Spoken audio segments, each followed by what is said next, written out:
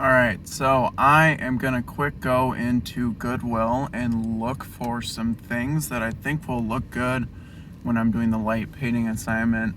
We'll see what I can find, but I'm kind of looking for items that will match a little bit, have the same aesthetic. That way everything comes together as like a cohesive subject matter for this photograph.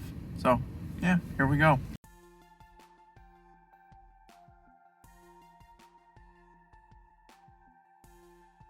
So I went to Goodwill and grabbed a couple different things. After initially talking with Wes and deciding to go the more simple route, I didn't use everything that I got at Goodwill, but the two big things that I got that are super interesting are this watering can, which has some nice texture to it. Cost me $5. Obviously didn't take a photo of the side with the sticker on it because that's not a good look. And the other thing I got is this fantastic green and pink lamp. Doesn't work, so not functional, but it's got a lot of texture to it.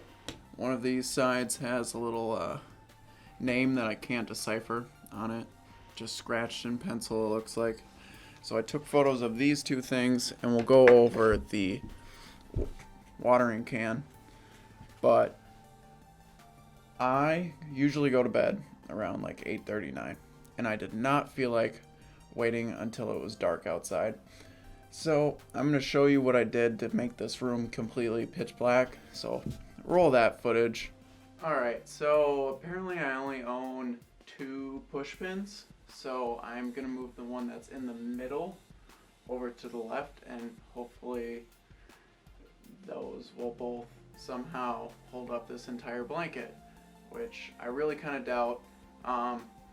Instead of doing what I'm doing, you could always just wait till nighttime, which would probably be easier, but I don't do things well easily.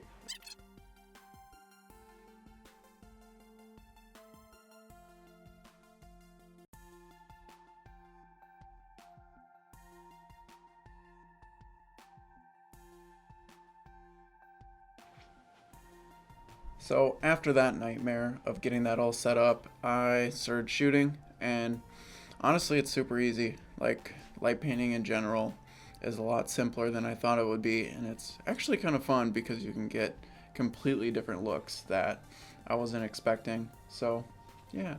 Alright, so I have redone the shoot for the third or fourth time now, and this time I locked down everything. Just a warning that the images may move a pixel or two, and it's super frustrating, and you're gonna have to go in manually and move them a pixel up or down, side, left or right. So I have gone through and done that already. I picked out the 9 images in Capture One, and then I exported them as TIFFs. Normally, if I'm working with like a single image or maybe 1 or 2, I'll just throw it over to Photoshop and then bring it right back. But with Photoshop, there's this handy feature called load files into stacks. So in order for this to work, I need to export from Capture One 2 TIFFs, and then I load the TIFFs into the stack. So this is what I've done. It brings up all of the images into one file. That way you can go through layer by layer and you don't have to click and drag them into the same layer. So I've got it all set up, and then I have gone through, and the big thing with doing light painting is clicking on the specific layer and then choosing lighten instead of normal. That way it just doesn't pop right on to the top. If you choose lighten, it's just going to add in the light areas. So I'll just go through and click what I've done, show you each layer. Some of them are pretty minute, but some of them have a much larger effect. And then if I think it has done too much, I create a layer mask and paint out what I don't want. So If I shift and then click on these layer masks, we can see what we did. So I just changed a little bit on the spout of the watering can for that one. That one I toned down the highlights quite a bit. This one I toned down the highlights on the handle a little bit. Boom. Here I did a weird color cast that came from the flashlight. Got rid of that. Toned it down on the top portion of the watering can. This one I toned down the highlights on the top and the right side of it. This one I did the handle even more because I thought it was a little too strong. And this one I just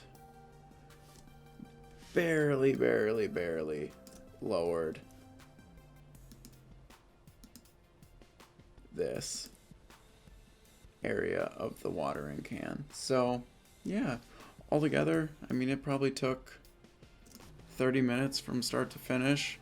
I could probably go through and do a lot more images and probably figure out a better way to mount it on my tripod so it's not as wiggly, so I'm not moving it a couple pixels at a time, because that took the most amount of time. Going through and just changing the blending mode to lighten is super quick and easy, but having to go in to transform and move them specifically pixel by pixel so all of the images lined up was super frustrating. And I discovered there's this nice little tiny hair that looks like it might actually still be slightly out. So I've got to move this one quick, and we'll just do that since I'm right here and I can see it. Grab the X, slide it over to the right. Boom. Should hopefully be lined up now. Looks good. So boom, back out. Oh, let's right click on there. Ah! Fit on screen. Boom. And that should be all lined up. And everything that I have adjusted has been adjusted. So now we'll take a look at the final image. And that is what I ended with. Thanks for watching. There's going to be more in stock down the road. But for now, this is what I'm starting with, and I'm pretty proud of it. I do like my clock image a lot better. I'll throw that up right here as well.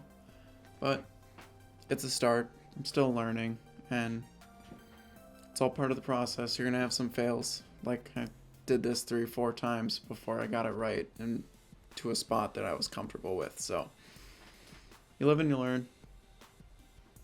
Thanks for watching. Until next time, peace.